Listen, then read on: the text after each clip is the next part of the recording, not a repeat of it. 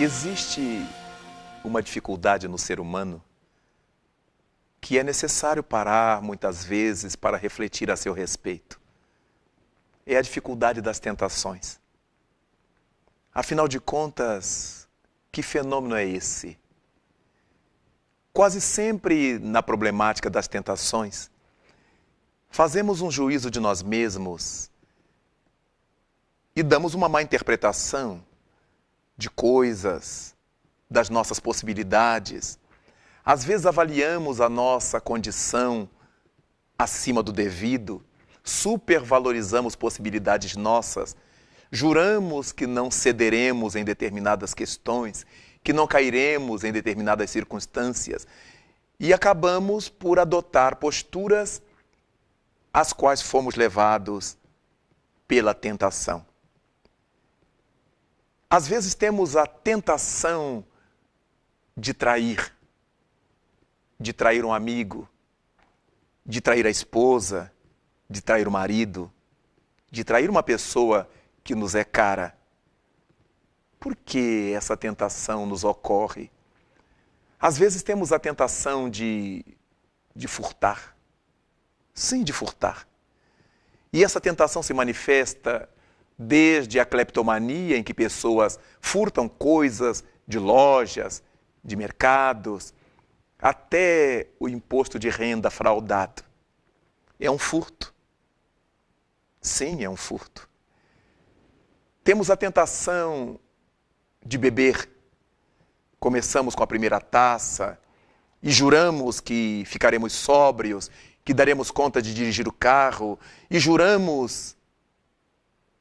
Temos a tentação de experimentar a droga uma vez só, uma vezinha só. Seja um pacal, seja um pó, seja uma pedra de crack, seja uma taça de alcoólico, uma vezinha só. Não, eu me garanto, é a tentação. Alguma coisa que nos impulsiona a fazer algo para o que não estamos muito certos da nossa capacidade de resistir. Não podemos garantir quanto à nossa resistência, mas fazemos. A temeridade, quando tomamos de um veículo e pisamos no acelerador e saímos em disparadas, a tentação da velocidade, de bater o próprio recorde, a roleta russa, a roleta mineira, tantas tragédias por causa dessa tentação. A tentação da libido, de procurar, de sondar, de cobiçar alguém que já seja comprometido, exatamente pelo prazer do inusitado. São tentações perigosas. É muito importante verificar que no mundo em que vivemos, precisamos ter cuidado com esse fenômeno terrível que nos arrasta a situações muito complexas no território da tentação. É muitíssimo importante pensar como Jesus Cristo nos orientou. Em todas as vezes que se dirigiu ao nosso Pai Celeste, nos ensinou a buscar recursos contra a tentação. Na oração dominical, no chamado Pai Nosso, há um momento em que o Mestre nos ensina a rogar ao Pai: não nos deixes cair na tentação, ou não nos deixes cair em tentação. A proposta de viver na terra é necessária, é indispensável.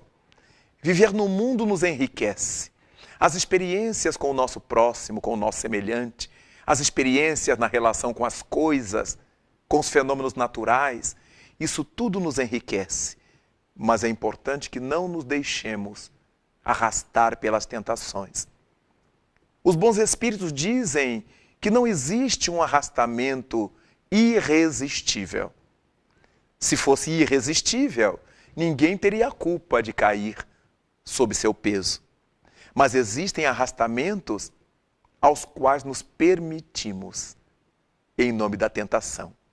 Porque sempre fazemos uma má interpretação das nossas possibilidades. Temos um juízo indevido das nossas condições.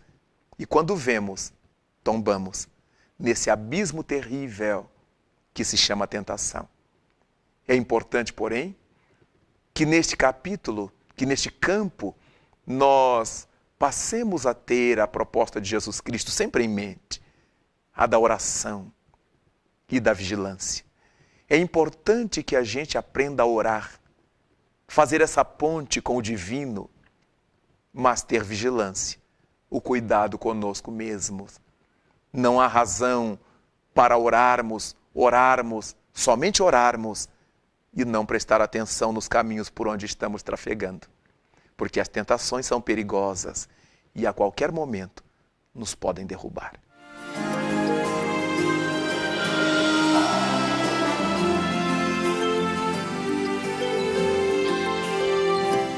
Nesse capítulo das tentações, existe algo que não devemos perder de vista. Não podemos dizer que foi o demônio que nos atentou, que Satanás é que nos arrastou. Não temos como dizer que foram as más companhias que nos arrastaram ao mal, que foram os maus colegas, os maus companheiros, como é comum escutarmos nas conversas cotidianas da humanidade. Atribuímos sempre aos outros o nosso insucesso. Quando são coisas boas, a estrela é nossa. Claro que temos que parar e refletir que nesse território das tentações existe algo do que não podemos esquecer. A nossa volição. Sim, a nossa vontade. Nós não fazemos nada que não esteja de acordo com a nossa vontade. A tentação exatamente nos mexe nesse território da vontade. Nós temos vontade de fazer.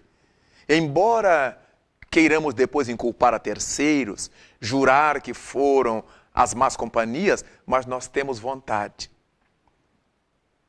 E é importante saibamos que quando nós temos vontade de fazer determinada coisa, mesmo que essa coisa seja negativa, nós acabamos por fazer.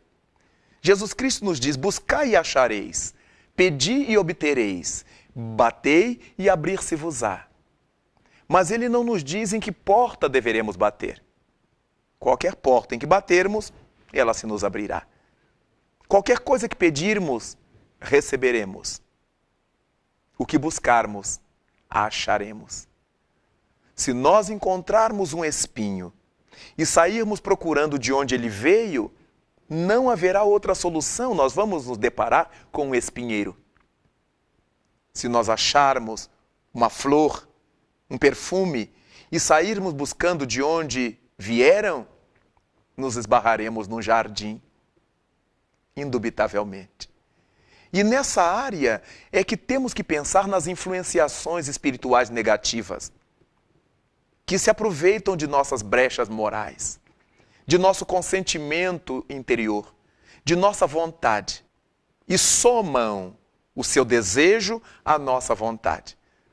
E aí entramos na faixa das obsessões, das perturbações espirituais. Há muitas entidades devotadas ao mal, na postura de anticristos, e que querem fazer com que aqueles que estejam no caminho do bem se percam, para deles zombar, para retardar o seu caminho, o seu passo pela vida fora. Daí cabe recordar o ensinamento de Cristo para que oremos e vigiemos. A vigilância corresponde a esse estado de prestar sempre atenção nas consequências do que vamos fazer. Temos liberdade? Temos liberdade. Mas até onde? Até quando? Com que intensidade? Porque tudo aquilo que nós semearmos, isso mesmo colheremos. E as entidades negativas vão nos provocando a vaidade, o orgulho, a presunção para nos fazer cair. moralmente, para nos fazer tombar espiritualmente. As tentações têm suas raízes na nossa intimidade. Digamos que uma pessoa passe pela porta de um bar, mas não tenha vício de alcoólicos. O bar para ela será como uma vitrine qualquer de garrafas coloridas, mas se ela tiver o vício, qualquer garrafa, qualquer vitrine de bar lhe será uma tentação tremenda, exercerá sobre ela uma grandíssima tentação. Alguém que não seja consumista inveterado pode passar por qualquer loja, pode ver o que for e passará tranquilo, e olhará, e tocará, e sairá. Mas para quem tem essa compulsão interior para gastar, qualquer coisa será motivo para gastar. Logo, a tentação não está do lado de fora, a tentação está dentro de nós. A tentação reside em nós. É aquela bagagem ainda não doutrinada, ainda não disciplinada. É aquela situação ainda não arranjada devidamente em nossa intimidade. Isso provoca em nós uma instigação. O alcoólatra se sente atraído, atentado para o álcool. O gastrônomo se vê atentado pela comida e se torna glutão. E a glutonaria é um campo aberto para entidades viciosas explorarem a capacidade dos indivíduos, até que ele adoeça, até que ele passe mal, até que se perca. Para quem não carrega em si a tormenta sexólatra, para quem aprendeu a desrespeitar a sexualidade, homens, mulheres, crianças, velhos, cadáveres, tudo entra no campo da sua tentação sexual, porque ele carrega em si essa matriz negativa. Para quem aprendeu a se disciplinar, a se respeitar, a ver, por exemplo, a sexualidade como algo nobre, digno, sabe respeitar a esposa dos outros, o marido dos outros, o namorado dos outros, sabe respeitar os corpos alheios, porque respeita o seu próprio. Então a tentação tem esse componente terrível existindo dentro de nós, coabitando conosco, vivendo em nossa intimidade.